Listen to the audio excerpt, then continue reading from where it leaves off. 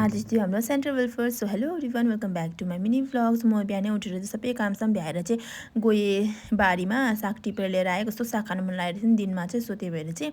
अनि आजभोलि चाहिँ मर्निङमा चाहिँ म गरम पानी पिने गर्दैछु नि त। मलाई मर्निङमा पानी पिनु बिल्कुल भी पसन्द छैन, बट आजभोलि ट्राई गर्दैछु। अनि फेरि बुढाले चाहिँ ब्ल्याक कफी खान्छु भनेर जसको लागि ब्ल्याक कफी बनाइदिएँ यहाँनिर। अनि फेरि सबै सब्जीहरू चाहिँ दिनकै बाँची थियो नि त, किनकि शाममा पनि साथीको घरमा सेलरोटी खानु गएको थिएँ म। त्यहीँनिर रातको खाना पनि खाएर आएँ कि त, सबै वेस्ट हुन्छ भनेर चाहिँ त्यो गरम गरेर खाजा खानु लागेको म चाहिँ।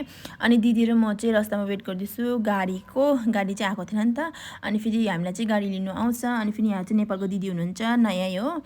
अनि उसको बादमा हामी चाहिँ गाडीमा बसेर निस्केँ। फेरि साथीको त्यहाँ पुगेको त साथी चाहिँ दूरमा जुलीलाई घुमाउँदै रहेछ, मर्निङ वक गराउँदै रहेछ, टाढोमा थियो ऊ चाहिँ।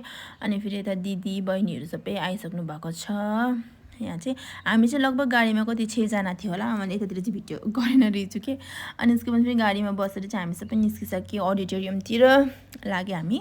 अनि फेरि अडिटोरियममा पुगेर सबसे फर्स्ट त हामी नै पुगेर आएको थियो। फेरि बाहिर जाने घाम ताप्ने भनेको त फेरि एकछिन 9:30 हुनुलाई 9:30 बजी स्टार्ट थियो नि त भनेर चाहिँ फेरि गएन, हामी चाहिँ भित्रै बसेँ। त्यो यसो मैले भिडियोहरू पनि बनाएँ। फेरि एकछिनमा चाहिँ यहाँनिर लीला बहिनी र रियान्सु बहिनीहरू आइसक्नु भएको छ विथ बेबीसँग।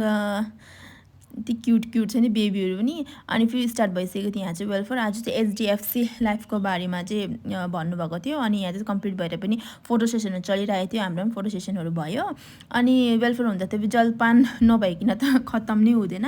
सो सबैले यहाँ जलपान गर्दै थियो। अनि बिस्किट चाहिँ नारियलवाला चाहिँ यस्तो, नारियल होइन सरी, बादामवाला थियो, यस्तो टेस्टी थियो नि। मैले चाहिँ त्यो खाएँ कि, अरू चाहिँ पसन्द लागेन। अनि यहाँ चाहिँ सबैले रिल्स बनाउँदै थियो त्यो लिसा बहिनीको फोनमा चाहिँ। अनि फेरि हामी गाडीमा बसेर चाहिँ गएँ, उनीहरू चाहिँ त गयो, हामी चाहिँ म र प्रियङ्का फेरि पैदल आएँ। अनि उसको बादमा फेरि किचनमा आएर अब घरमा आएपछि किचन नसमाउने हुँदैन, सो हल्का फुल्का साफसुथ्रा गर्नु लाग्यो म चाहिँ। अनि फेरि दिनमा साग खानु मन लागेर साग बनाउनु थालेँ। सो आजको लागि यति नै, बाई बाई।